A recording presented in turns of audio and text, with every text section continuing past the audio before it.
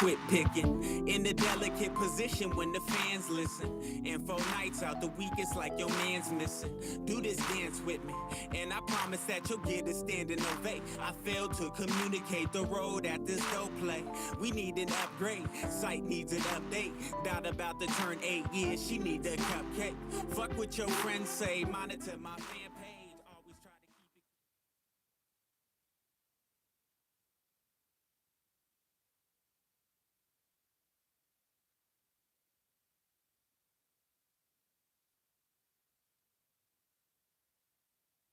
Test 1 2, test 1 2, test 1 2 3, check 1 2 3, and then you'll be next. Go for it, bro. Hey. All right. Sounds good to me. Simon. Check, mic check 1. All right, check 1 2. Do me a favor, bro. So spin the mic. Yeah. So because that's the front right there. Perfect. Got you. Got it. Yeah. Perfect. How's that sound? Sounds good to me. Yeah, sounds incredible. Okay. Sweet. Check. Yeah, that's perfect right there. Simon is good.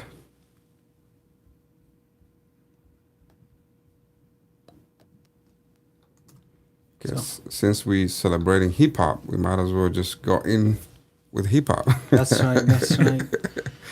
Yeah. So, all right. So I want to welcome, obviously, your followers, Simon, everybody in Kenya, and your brother here. Yes. You got people watching from all over the world. That's right. You know what I'm saying? So we're gonna be going live in just a little bit. Hopefully my peoples tap in. Your people is tapped in, man. Like they're all tapped in. Yeah, man. We are live and direct from Seattle, and Exactly. We are also live on One Vibe TV on YouTube, and we are streaming this from Channel A TV. This is a partnership with between One Vibe Africa and Channel A TV to bring you this special edition, special Diaspora Connect edition. So we are going to be sharing the live stream link and things like that. Thank you, Davies, for having me here. Greatly appreciate it, bro. No problem, man. You are so talented. The world needs to hear you, man. Thank you very much. Yeah. For sure. Davies, I'll just send you the link. Okay.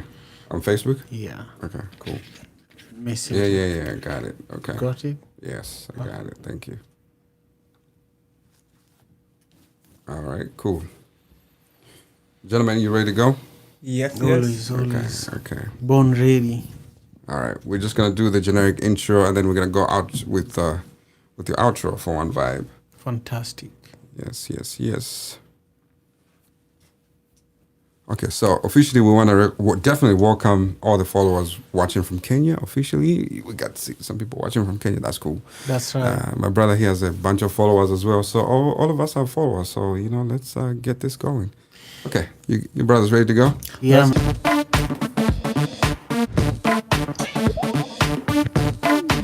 What's up, everybody? Welcome, everybody, all the way watching from Africa, from Europe. We have a special guest in the house. This is a special edition. This is not just a regular recording. This is a special edition between Channel A TV and One Vibe Africa. Everybody watching from all over the world, welcome. My brother Simon. Yes, sir. Thank you so much. You're always Davies. working, man. You have a laptop in front of you. You're clicking everywhere. I know. We are trying to navigate these podcasting waters, and it's truly a privilege that it's almost it's 10 o'clock in the evening, Pacific Standard Time, and I'm really privileged to be sitting here with you and Yirim Seck, an amazing, talented artist that I look up to. Absolutely. So it's just fantastic that we are out here trying to do the work. I'm trying to tell you, bro. I'm trying to tell you. We have so much talent in Africa that people don't even understand. Yes. So before they get to hear from him, I want to make sure I play something while you're doing the introduction for him so people can truly understand what we're talking about. Fantastic. This is a major talent right here, So, Simon, why don't you just do us a favor and just introduce my brother here to the world? Well, Yirim and I have known each other for a long time. Yes. Since I moved to Seattle, Yirim Seck is one of the people that have helped me, ground myself and call Seattle home. Yes. And he has a long history with this region. His family is one of the most prominent black families that established what Central District that we know today is. Right. So there's a lot of history. Oh yes. Historical stories that should be known to everybody, both African Americans and Africans. Yes. Okay. Cool. And so beyond that, Yirim is an amazing artist. He has performed at several One Vibe events. A lot of rappers that I know in Seattle, have said in the presence of Yirim or in his absence that, he's one of the most raw and original rappers in this, in the industry. Right. But, many people don't know about him. But, he's also an amazing father. He's Senegalese American. I'll let him do more of the intro. Yeah. But he also does a lot of community work. That's incredible, man. He's in the board of directors of One Vibe Africa. He's done things with Got Green, which is another non-profit organization in the community. He's a man of several talents. Man. So, one of the things that motivated me to invite him for today's Diaspora Connect special edition is that he just dropped an album. And for me, this is something that everybody should know about. Absolutely. And people should go on all the streaming, music streaming sites and jump to this new album that my brother is going to talk about during his intro. And we are going to listen to some of the tunes. We are going to, talk about what's going on in Senegal, what's going on here in the Pacific Northwest for African American artists and artists like Yirim. We're just going to have a good time. So if you are in Kenya, it's about 9 o'clock in the morning there. Just waking up. People are just waking up. This is a good way for you to, start your Wednesday. It's Wednesday morning over there. Absolutely. If you're in West Africa, we would like you to tune in and, we want to hear your comments and so on and so forth. Shout out to Senegal, man. Senegal's produced a lot of talent over the years, man. Senegal's where it's at. It's time. We've been slept on for a minute. So we don't want to give out too much of your tune because people, obviously we have to pay the bills. No, people have to buy albums, you know what I'm saying? So, but this one track, 12 Patterns, just tell us a little bit about what inspired you to create a track like that. On this particular track, Patterns called Walk With Me. The concept, I don't think I really had a direction with this one. A lot of the music that I make, I really don't have a concept going into them. Right. Okay. I kind of let the beat talk to me. I see. And it's funny because I know exactly where I was when I wrote this. I was weeding. I was working for a landscaping company when this one got wrote. I was pulling weeds in front of a Walgreens out in Greenwood. Okay. Literally, I can remember this like it was yesterday.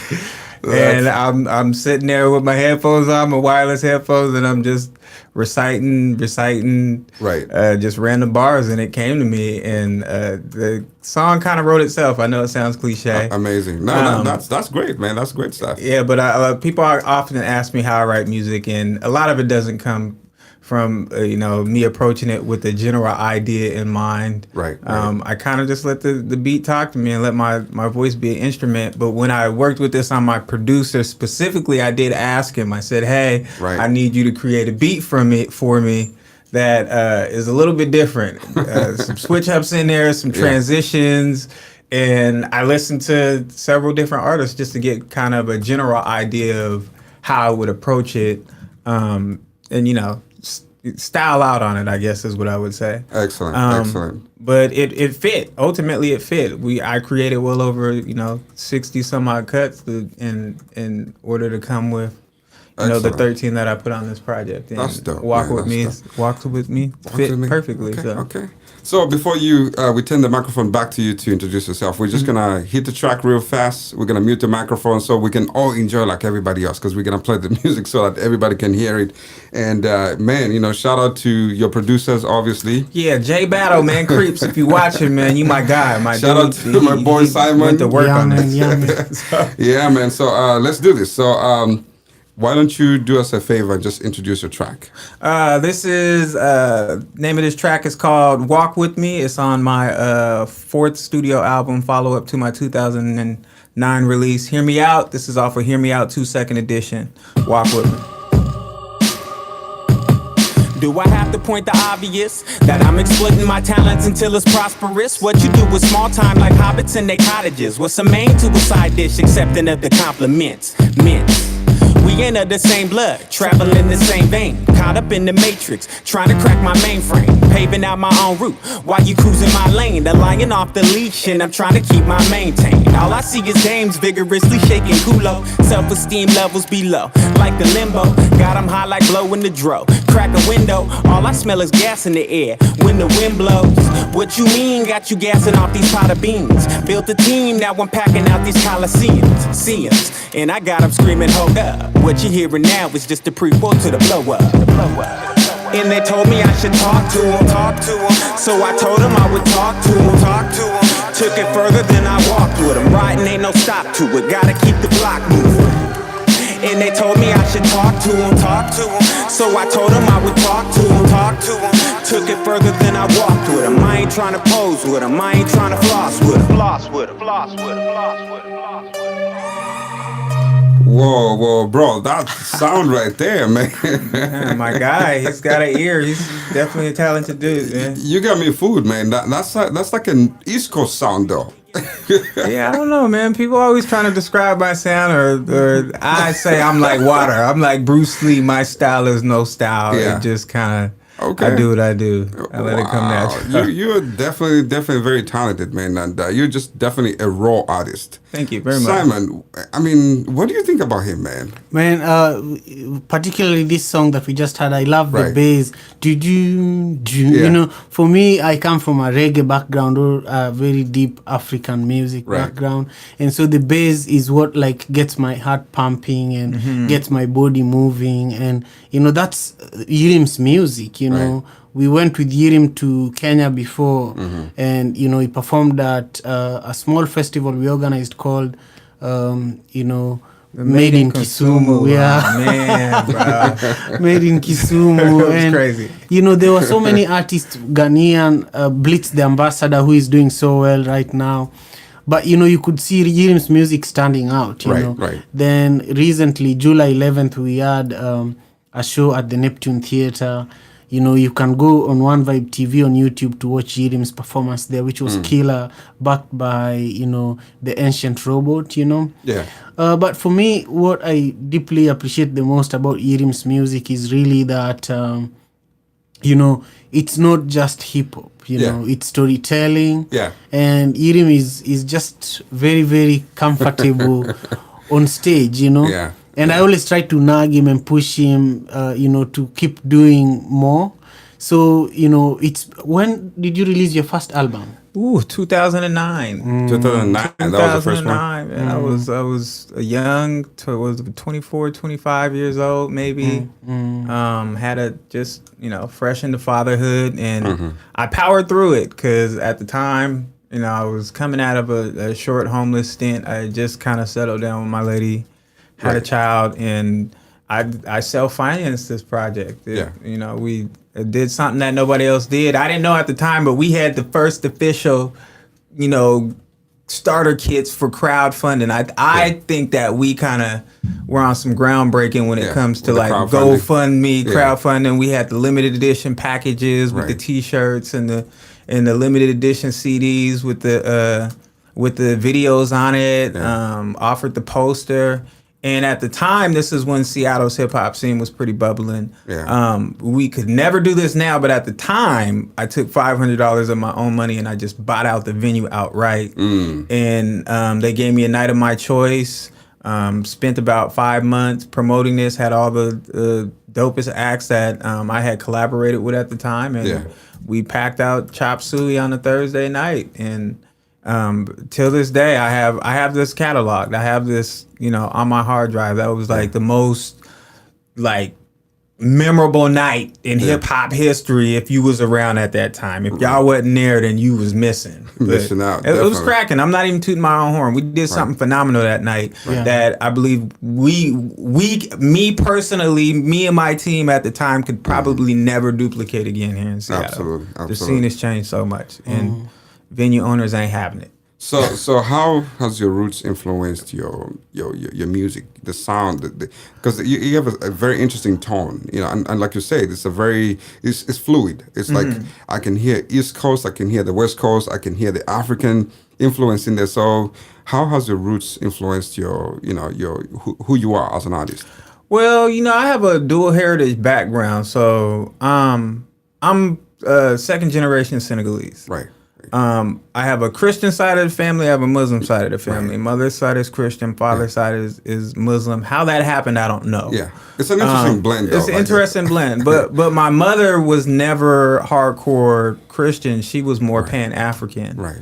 So there was always this foundation of knowing thyself and where you come from. My grandfather was a sharecropper, grew up in the Deep South. So she witnessed like the worst of the worst. And she always taught us just, embrace who you are as an African. Just knowing that our roots lied in Africa. She always told us, if you don't know where you from, you better find a place and just pick it. Just claim it. This place came easy. My father was Senegalese, and he always instilled, he always said to us, you're African, you're Senegalese, this is who you are. And we come from the griot people. The griot people are storytellers. The language they speak is Wolof, which is not a written language. So a lot of the history in Senegal is passed down through storytelling traditionally. So if you ever wonder why, when people are enslaved or colonized, the first thing they do is strip them of their language, because a lot of these times the stories can't be translated literally. Correct. They lose a little bit of their depth once they've been translated. So a lot of the memories, if they're not passed down through the DNA, which a lot of people, that's a totally different story. But most of the times they're passed down orally from the great-grandparents to the grandparents to the children, so on, so on, so on. And this is how we maintain our culture and our identity. So in my case, my father always told us who we are. The first time I went back was, I guess, early but late in life, which was... I guess the ideal time was about 15, 16 years old. And that experience going back to Senegal, just being dropped in the middle of the continent. Like my father said, we only leaving you here for 2 days or 2 weeks. And he left me there for 2 years. Just literally just dipped on me. So just having that overall experience gave me a different perspective. Especially being... mainly, you grow up in the United States as a second generation, whatever you are, immigrant, and there's always a struggle to be, American and fit in with your peers. So, you really are afraid to embrace who you are. So to go back home and just experience the culture and listen to the stories and mingle with the people, it just kind of solidified who I was moving forward, and I didn't really know it. And so that ultimately started to, influence my music, whether I knew it or not. I stopped really caring about what others thought about me, because growing up, it was, my mother, though she was American, dressed the part of an African. The head wrap, the jewelry, she knew more about the African culture than some Africans. Than most of us. I mean, it was crazy. But then there was this struggle to try to fit in, because people were always shaming me for having, thick lips, nappy hair, and dark skin, African booty scratcher. Now that's what's in. Exactly. You know what I'm saying? So it took me a while to really feel comfortable, telling my story, especially knowing that a big part of my story, my narrative now, or a big piece that I always incorporate in the music, is letting the audience know that my story is not exclusively mine, and that whether you're Asian, Indian, Kenyan, Gambian, and you were raised here in the States, you probably can... My story probably resonates, or you can relate in some capacity to what I went through. Absolutely. And I just happen to have the ability to translate that in a way that's easily digestible through the music. Right. And a friend told me, man, sometimes, you know, people don't often listen, but when you put stuff behind the beat, if the beat is dope, they're already nodding in agreement before you drop anything. So if you just giving them the truth and, you know, delivering it in a way that's cool, easily man. digestible. So, speaking about giving people the beat, and could you just sample the first track of your new album? Which one? The new album that you just dropped last week. I think it's Change, right? Yes, Change. This one is featuring Okana Mode, formerly known as Show Child, O.R. Runga. Always on the track? Yeah, he gave me some horns on the track, which is pretty dope. This was also produced by Jay Battle. I recently did a re-edit of this, and it's on the original, on the project. I don't think I sent you this, but a friend of mine, True, who happened to come into town, gave me a nice 12-bar intro on the front end of it, which the people can check out. So send them on, my brother. Let's take a listen real quick. Fantastic.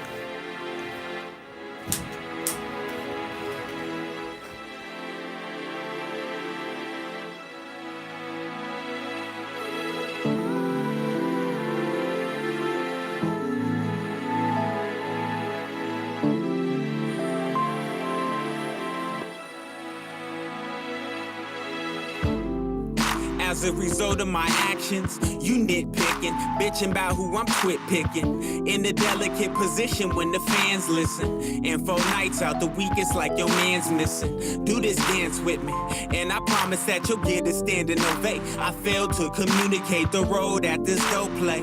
We need an upgrade, site needs an update. Doubt about to turn 8 years, she need a cupcake. Fuck what your friends say, monitor my fan page. Always try to keep it composed, don't say your damn thing. My campaign is that of a different type. I'm looking forward different nights, taking different flights. And like that same plane, my career is reaching heights. No hype, mama, you can partake. Aside from the fly hotels, don't sleep with heartbreak. Let's run away together.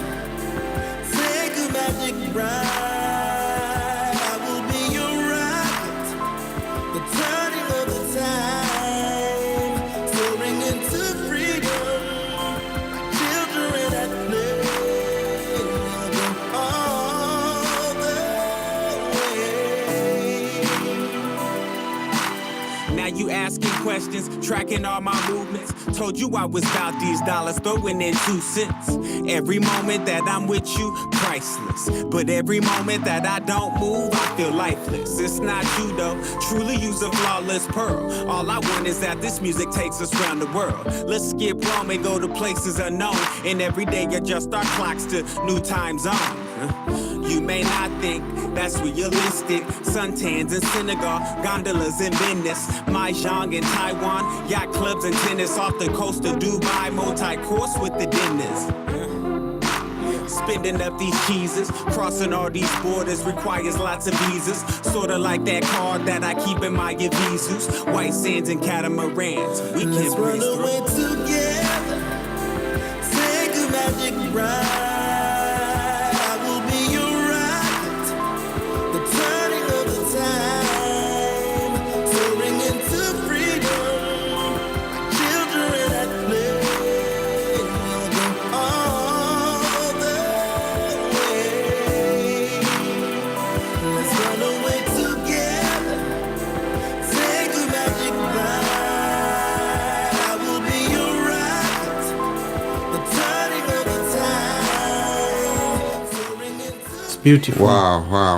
Man, Who did the vocals? Let's run away. that was together? Okano Mode. Pardon me, that's my guy right Wow. there. Nice. A lot of this stuff was done remotely, which is crazy. So That's a very mature sound. You know what I'm Yeah, saying? thank Like you, it's a thank you. really mature sound. When I heard it, man, I'm like the quality of the production is just incredible.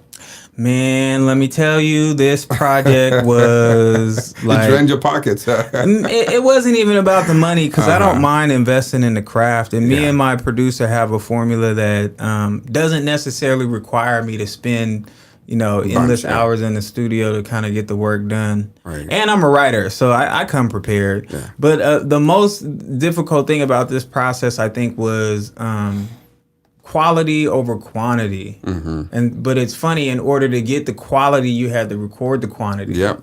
So there's all this music that we recorded, and then when we finally decided that this was the project, there was still like this hesitation on my end on whether or not this project was dope enough. Whether it was like a little bit of, I'm not sure. I wasn't quite confident how the people would kind of respond to it, and then after a while, you're just like, you know what? I can't move on and keep creating and produce another project until I just get this out of my system. So I threw it out there. I mean, I'm an independent artist. A lot of my first album, I was able to do this off of the barter system. Right. I didn't need money. Exchanging. It was an exchange. In this case, we come very far. Yeah. Right now, Seattle killing us so much that everybody got to get some money. So it was a little bit difficult because trying to get photos, trying to do cover art. The cover art I did myself. Right. My guy Gorda took the picture. Gorda Jop. He took the pictures, did the font work for me. I did the color grading. So it was kind of this back and forth on the cover art. And then it's like trying to get people to work nowadays without being cash liquid up front. It's just the most difficult thing. So hard, So there was a bit of that too. Like, once I'm done with this, how are you gonna pump and promote this? Right. Social media is iffy. There's too much clutter out here.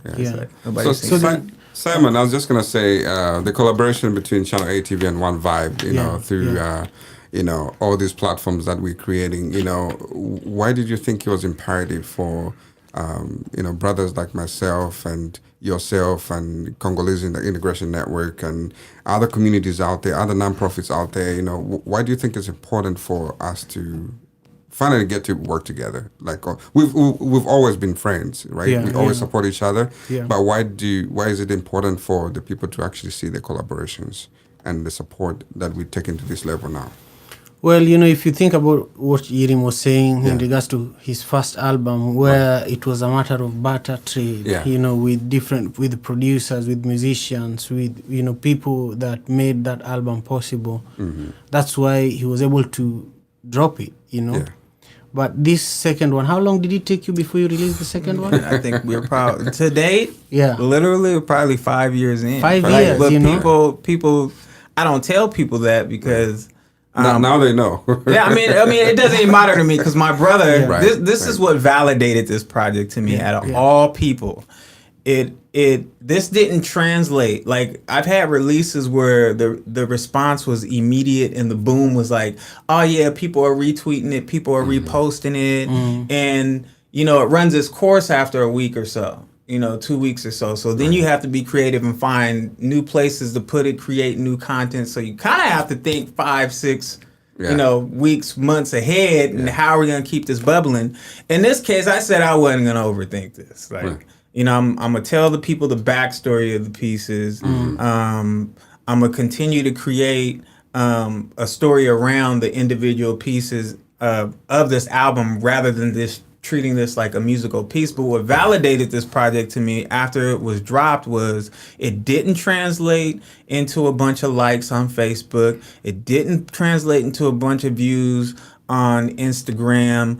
I didn't have a whole lot of people retweeting me, but I had a ton of people who were sending me personal messages. And that's what it's all about. Just about how they felt about it. But the last call that I got recently, which was yesterday, was my brother, my older brother. And he's a bit of a critic. He's an artist, like a phenomenal artist. Like Inye? This guy, he didn't big up much, but he called me and in a very calm voice, he said, bro, I just want to say, the album is dope. I got a call from a friend in Japan. Yo, the album is dope. I'm getting hits from Senegal. Yo, the album is dope. So when that happens, I said, you know what? This is something that's worth pushing and pedaling. Even if the momentum is slowly building, it's not something that I can just push out here and feel like, oh, my Facebook friends have seen it. All my people on Instagram have seen it. It's ran its course. Let me stop pushing this. I'm going to tell you now, these people going to stop reading before I stop posting this. Before I stop thinking about other creative ways in which I can continue to add to this story and make it a little bit more interesting. But at the same time, push it in a manner that the audience or the listeners or the people who come to the events actually start to feel like they're a part of this project. The process, yeah. You know what I'm saying? So for me, it's not about, I can sell some merch, that'd be great, but the music's free ultimately. If you want to support me on, the streaming sites, Bandcamp, Spotify, buy it Untitled or whatever, that's great. But for the most part, I'm down to give this music for free. Come see me when I throw these little small events. Because I'm not doing nothing big. It's going to be like events Pop-ups, that be like 60 people. Right. Come and spend $20 with me and buy a T-shirt. You know what I'm saying? So help me. I want to make sure I responded to your question. My bad. I'm sorry. No, you're fine. This is part of responding to it. Right, in right. fact, one thing I want to say is the reason why I'm a strong believer in collaboration and why I feel that One Vibe and Channel A and the Congolese integration, is it Congolese integration network? And even the African Coalition of African. Exactly. I was just in a meeting with Martha. Masha. No, Martha Lucas. Martha Lucas. She's responsible for the census committee. Correct. And, the African coalition leaders are partnering with One Vibe. The coalition of African leaders is partnering with One Vibe to make sure that the African community is registered. People are registered as and counted because if you're counted during the census, it also reflects on the resources our community gets. Correct. And that's a good point, Simon, not to cut you short, but all those African organizations just mentioned, we're all part of the census. And that's really, really important because for so many years, we haven't been a part of, the system because we didn't know how the system is set up. Right. When you come to the United States, you don't understand because we're not part of the conversations when the policies are being created. Right. Now we're sitting on different boards. I sit on the board of directors for the city of Kent for the cultural communities, right? And same thing for Simon. You're sitting on different boards that are, now we have the ear. And we have a say. Right. And it's important for us to, say, hey, we're here. We have the numbers on our side. Right. And we need to be counted, and people have to be responsible and make sure that you're counted so that we are represented in various capacities. And also when it comes to funding, Exactly. People need to be represented. So exactly. One Vibe is also working on a partnership with the MMRTI, which is an Ethiopian-led multimedia organization that has been here for a long time, led by Asai Abune. And he was telling me that a lot of our people, even in the Horn of Africa community, right. They are here in the diaspora, but their minds is in Africa. Still set. But and even when they leave work, when they get home, this is also me. I'm also guilty. Right. But I'm okay with it. Yeah. But I turn on Kenyan news. I turn on Kenyan news. I don't turn on Seattle news. My mind, my heart, everything is there. And, he was even telling me that there are people who are now elders who are in homes of elderly that still have this dream that one day I'm going to make a lot of money and move back home, But that's a whole different conversation. He was telling me that we have to engage with what's going on here now, while we're also engaging with what's going on back home. Right. But we also have to create an ecosystem, an ecosystem for our artists to thrive, for our organizations to thrive, for our leaders to grow. But also for us to have a community of entrepreneurs. Right. We cannot have a thriving community if we are all doing 9 to 5. Right. Our community and our culture in the US is going to die, So we have to have a certain number of people in our community that are supported. If we put out content, if we put out events, if we want to look for funding opportunities, people share information, people share ideas, people work together. And, none of us is perfect. Right. There is strength that I have that you probably don't have. There's strength you have that I probably don't have. If we come together, we are stronger. Right. That means we can be more resilient even without funding, Right. And so the idea is for our community to come together as much as we can.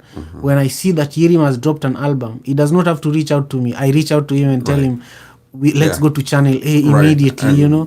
get you plugged in. You know, when John Julius and the Ugandan community were hosting Bobby Wine, you and I ran there, and it was like our own thing. Yeah. So that is what is not happening in Africa, that we should show as an example here as leaders.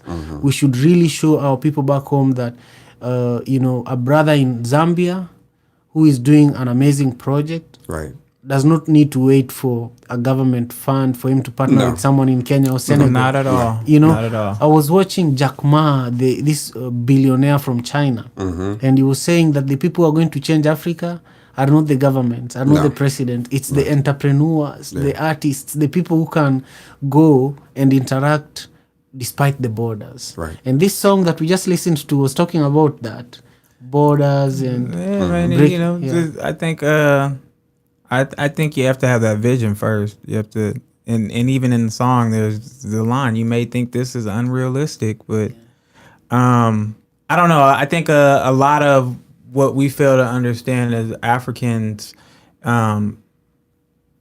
is the inspiration that can come out of the storytelling. Right. A lot of me being who I am right now stems from the stories that my father told me. Stems from the my mother was an artist.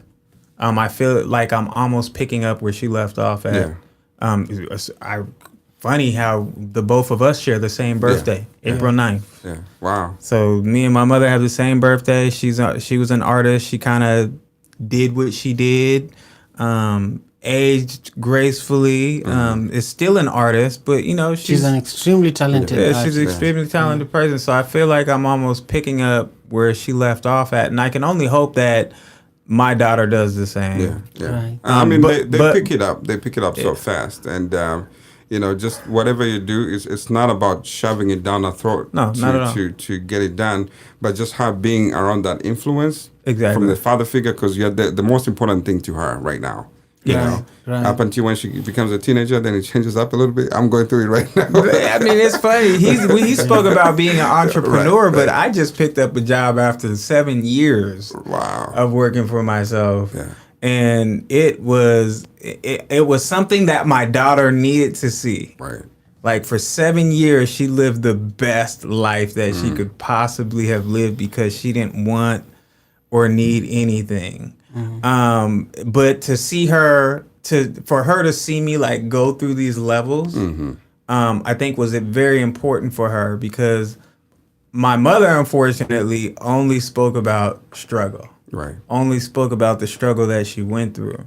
And I think that poverty, the mindset of poverty, is kind of inherited. Yeah. Because our kids grow up witnessing to what that. you just said, real quick, if we talk about not really being religious, but of which we are, but you know, do you think it's important to talk more about heaven or talk about hell? It's to funny. your children, But it's funny because in my household there's no, like, my father be like, you're a Muslim, you need to pray 5 times a day. Right. Now everybody know you go to synagogue, is probably the most relaxed Muslim country you can go to, right? And like, but my grandfather took us to church. We grew up in the church. Not heavy, but we went to church. So when it comes to my daughter, I haven't pushed a religion on her. When it comes to heaven and hell and having that conversation, I've always told her that hell is what you make it. Right. Like, there's people who are living, who are in hell right here on earth. Hold up. So you're talking more about hell than I'm dead serious. I'm telling her. Like, you create your own reality at this point. Now, it's I can only say that. Now, me, I'm a very spiritual person. I do believe that there are higher energies that kind of, you know, are making things move here. But I also realize that a lot of the issues and the problems that I had in my life that I created were all ones that I manifested. These were all a result of moves and bad decisions that I made. And then I realized that a lot of the successes I had was because I was able to maintain control of my personal situation and manifest those things, because I chose to put my energy into that rather than focus on the negative. Now, if my daughter grows up and decides she wants to be Christian, I'm not gonna knock her for that. She decides she want to be Muslim. I wasn't asking about which type of religion, but I'm just saying, Simon, you got what I'm saying, right? If you have heaven and hell, what would you focus on between the two? I would focus on heaven. Okay.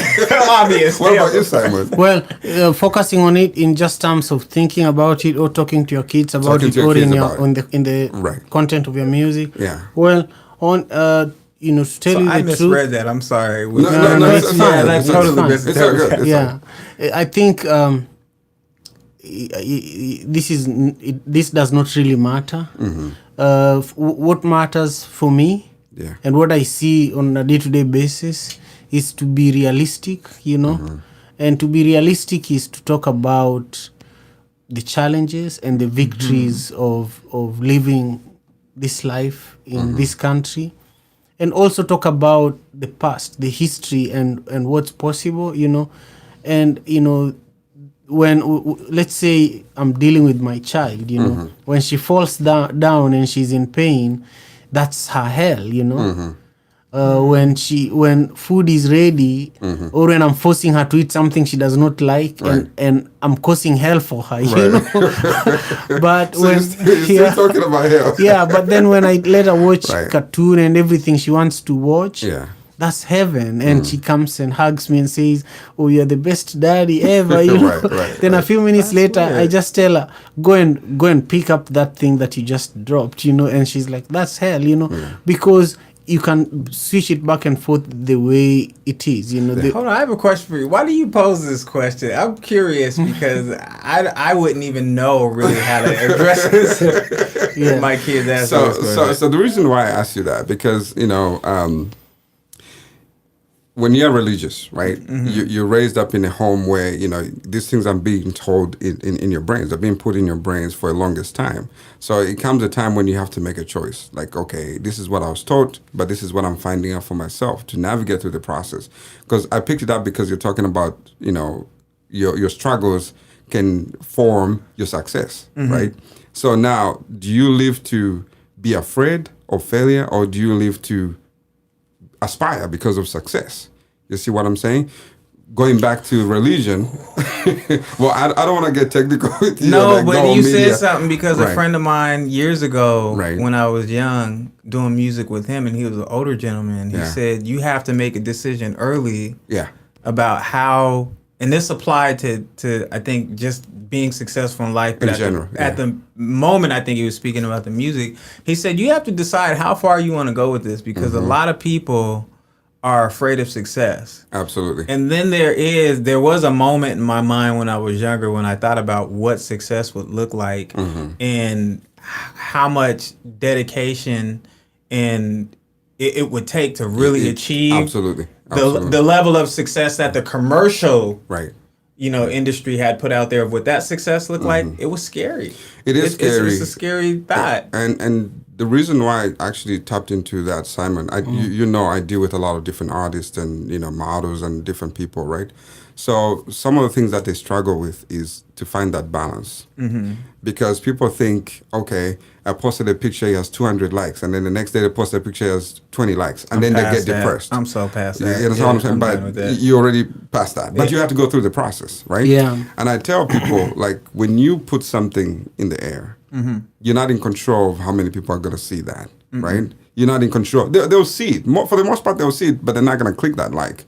So you don't have to worry about how many people buy the albums, how many people hit you up for telling you did a good job. If you know that you did a good job, you can feel it. You can feel exactly. it. Exactly. And, talking about that and, back to Yirim's album, again, one of the things that I value about Yirim's music is that it's got shelf life. It reminds me of this artist called William Onyebo. He's from Nigeria. Nigerian artist, and he's now huge. I did a talk at UW recently, and I was comparing his music with the music in Somalia, the Somali disco era at that time. That's when Fela Kuti was also big, But this guy was never big as Fela Kuti at that time, but now he's huge. And his music is like psychedelic Afrobeat, and all over clubs, some of his music is being played now, like Atomic Bomb, Fantastic Man, right? And so music is something very spiritual, and you just let it out and let it be and continue doing the work. You know, Peter Tosh won a Grammy after he died. Yeah. You know, so these things, when we are like a vessel. If you're an artist, you're like a vessel.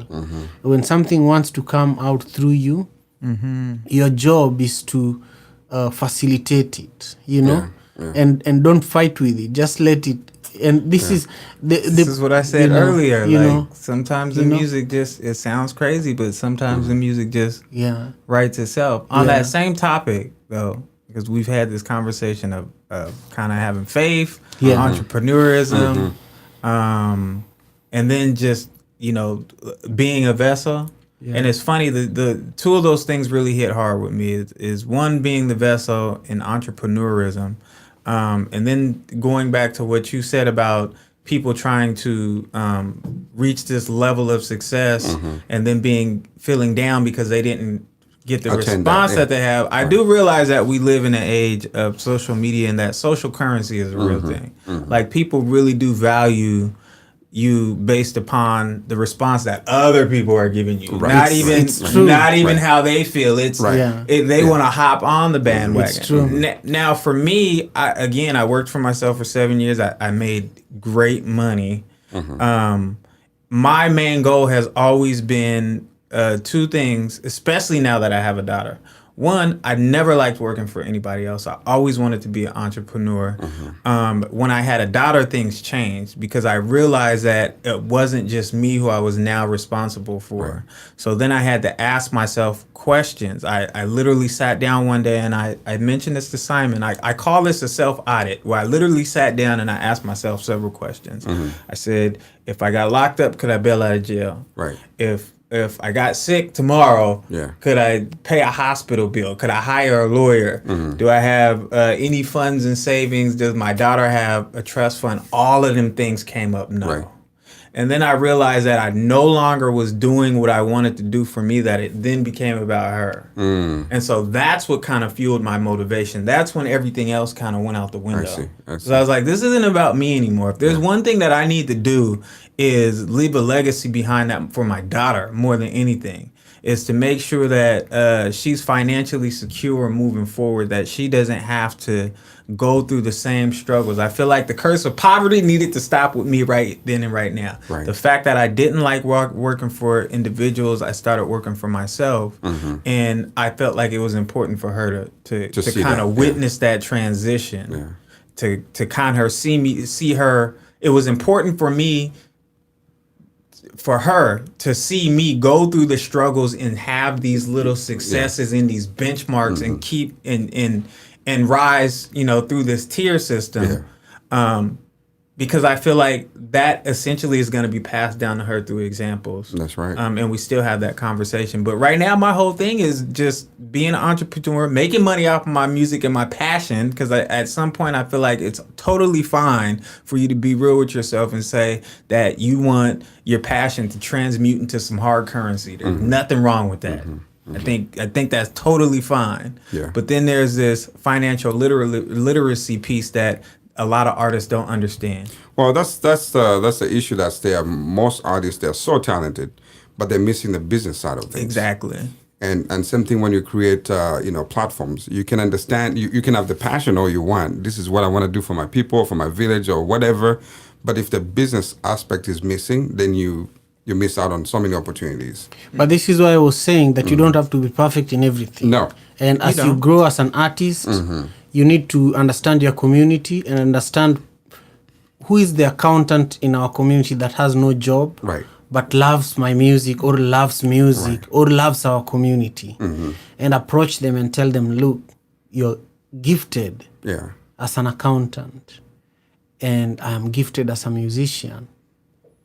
If we work together, I could know all the money I make and I could give you this portion. And you could also promote my music to your family. That gives you at least 15 more people that truly believe in your music, because one of their family members actually benefits directly, you know. But as creatives, we tend to focus on building the craft and hustling that we forget about the resources that are in our immediate surrounding, That's right. even our families, you know. So, so this, I'm saying that there is a level of financial consciousness that everybody needs to have. Even if you have somebody else helping you with the bulk of the work, you need to ask them to educate you on what is important for me to understand when you send me this information. On a day-to-day basis, what should I be looking at to understand how the business is doing, you know? So those are fundamentals that you have to get. But I wanted to go a little bit further, Yirim. You know, not too long ago, we were together and you're at a place where you are basically about to give up this music business, you know? So, you know, sometime as a creative and also entrepreneur, I go through those waves. But how did you bring yourself up from that place to this moment where you're like, here is the album, let's go? I'm gonna tell you now, I'm an artist for life. I've always told people that if you asked me to give up music for anything other than my family or my child, we not friends. It's a I swear, if you're passionate about something, I feel like that that can't be taken away from you. Like nobody should expect you to give that up. I think that's what. I think at some point, somebody's passion created everything that we see.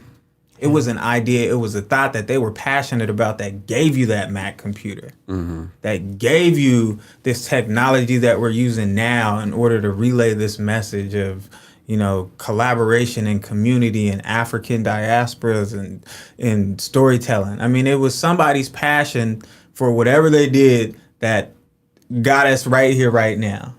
And so I feel like if there's one thing that's for sure that I know is that music for sure is gonna be like, it's gonna kickstart the Renaissance. It's gonna, like, the revolution is gonna start through some music. Yeah. And it's happened on several occasions. Music, I recently said it to somebody that music has been the soundtrack of every social movement throughout history, and this is documented. Yes. So for me, I felt like music and working out is what's kept me sane.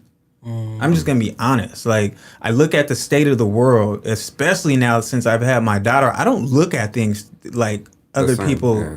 You know, I'm like Neo in the Matrix. I see like numbers and like the BS behind the scenes, and it's scary to me.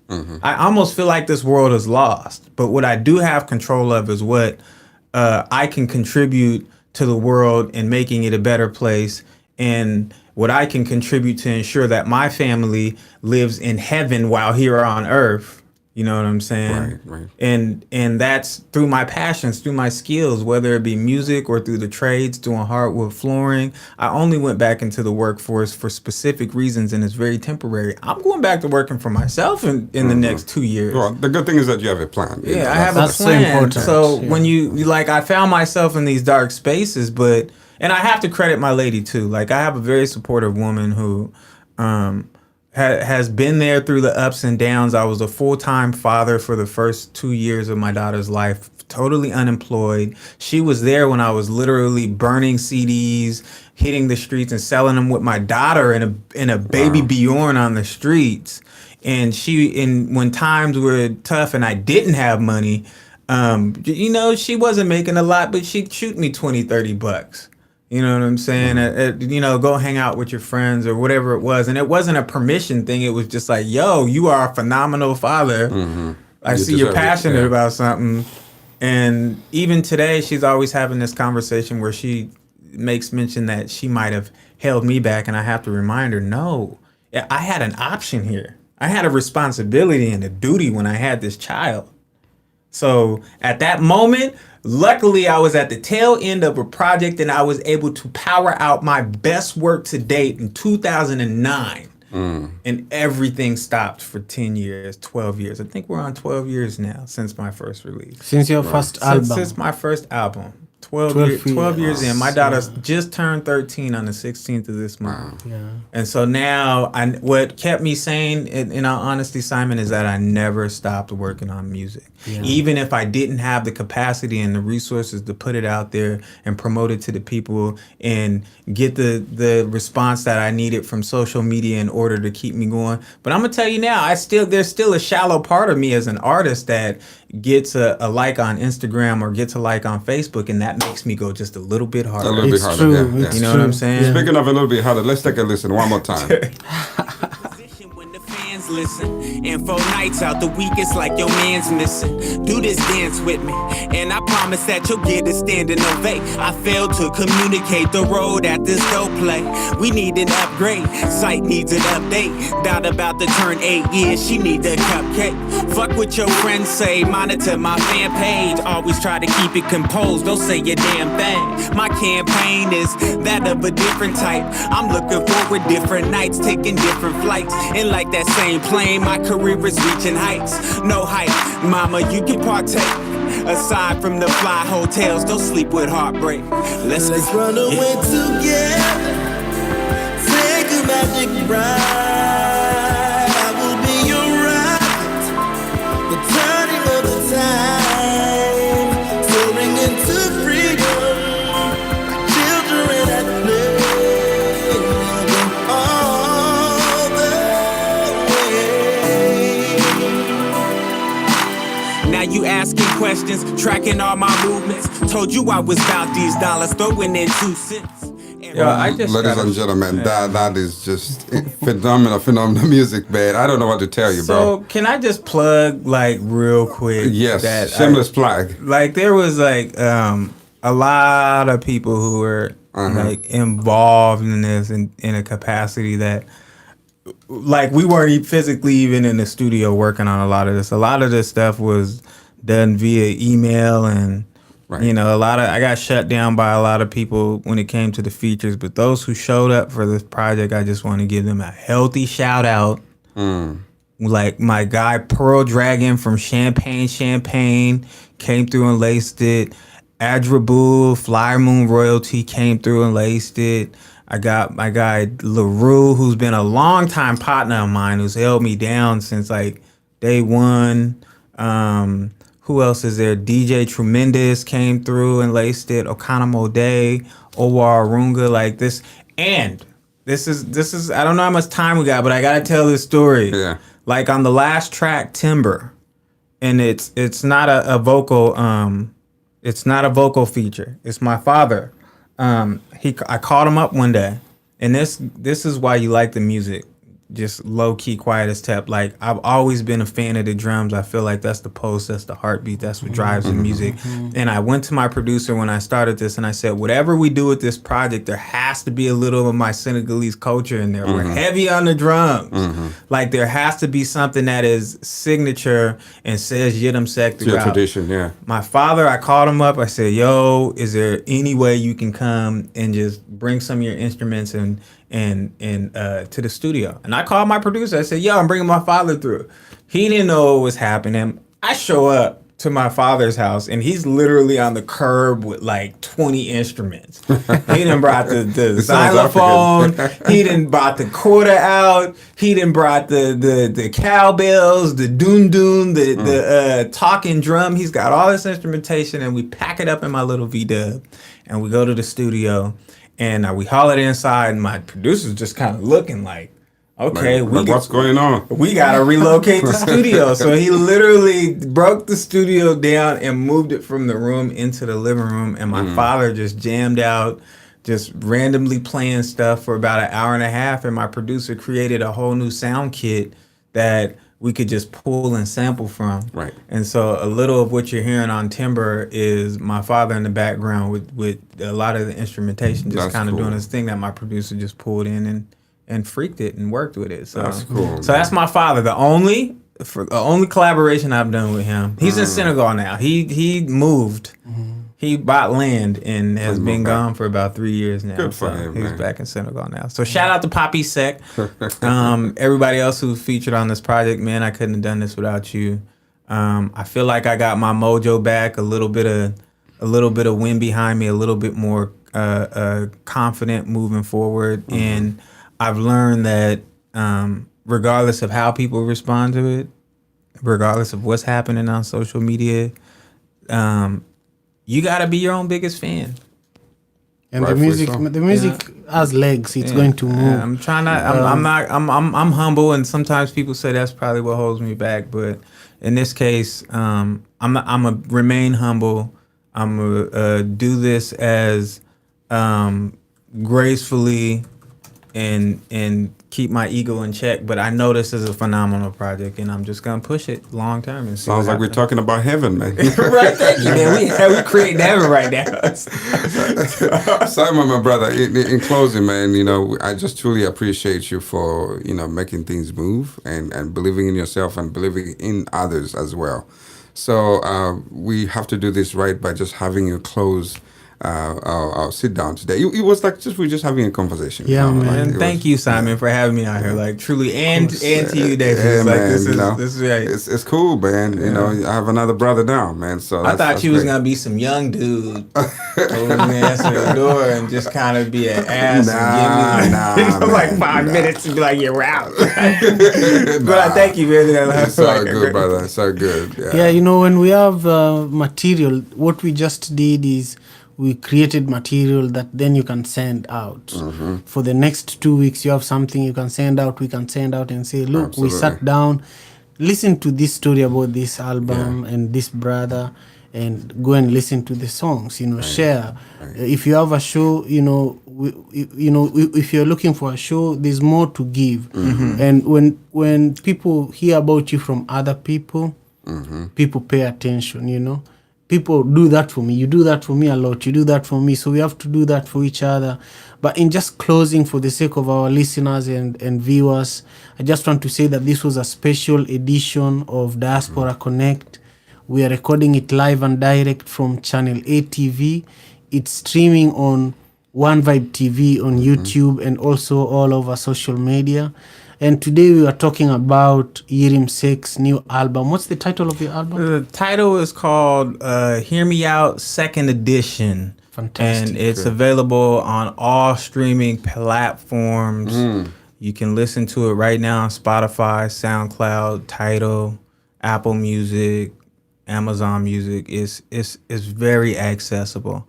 And I'm going to just give it away at some point. I'm just going to offer it up for a limited time on my Bandcamp, and I'm just going to give it away for free for about a week. And I'd be honored if people just listen to it. Can you please give the audiences your social media handle so that they can follow you after today's conversation? So it's very easy. It's Yirim Seck all across social media. Twitter, Facebook, Instagram, YIRIM, last name SECK, or at Yirim Seck, YIDSECK, but it's very simple. I'm very easy to find. There's only one of me. Thank you all for watching. Thank you all for tuning in. Next Tuesday, same time, we are going to be actually 8 o'clock Kenya time, 9 o'clock Pacific Standard Time. We are going to be having a conversation with Fena Gitu, an amazing artist from Kenya. She'll be calling in to Channel A TV. Nice. She just dropped an album this weekend as well. Nice. So, our hope is that every Tuesday we can have conversations with you. The Tuesday after that, we are going to be having a very religious conversation about... that's when I'll be outside, filming from outside. African spirituality, That's good. Yeah, that's so good. there's a movement that is trying to bring the black, the black people together globally, grounded on African spirituality. Yeah. And so one of the brothers who is a Rasta, used to be a Rastafarian, he reached out to me and he was like, look, we want to be on one of your platforms. We want to talk about this stuff. So I was like, well, it's part of our culture. And, we all go to church, and the church was not actually created in Africa. Yeah. The people who are behind the churches are the colonizers. They're the people that, there's always a joke that when the white man came to Africa, they came with the Bible and they asked the African that they should close their eyes and pray. And at the end of the prayer, the white man had the land and the black man had the Bible. So that's the closing for today. That is funny. And I have one quick story for closing. There was this rich guy who had so much money that he managed to buy himself a ticket to heaven, And having done that, he also had a wife who didn't have to work. She didn't have to do anything because he was so rich. Why? Take her to, he took her to heaven with him. And, they settled in heaven, about a few weeks down, living in heaven. And all of a sudden, the wife stood up and she looked at him and she's like, honey, we have everything we need here. And he's like, yeah. Are you happy? She's like, oh, yeah, I'm really, really happy. And then she's like, but I have one question. And she said, how far is hell from here?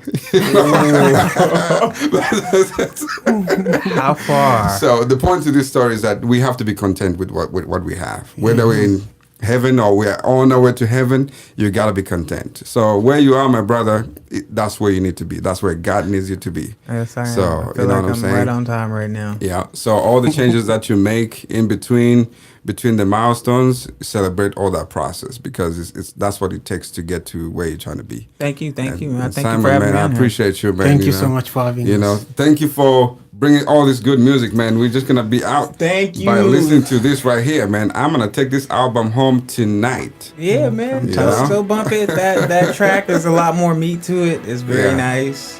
Absolutely. It's dope. Thank you, guys. Thank you. Of course.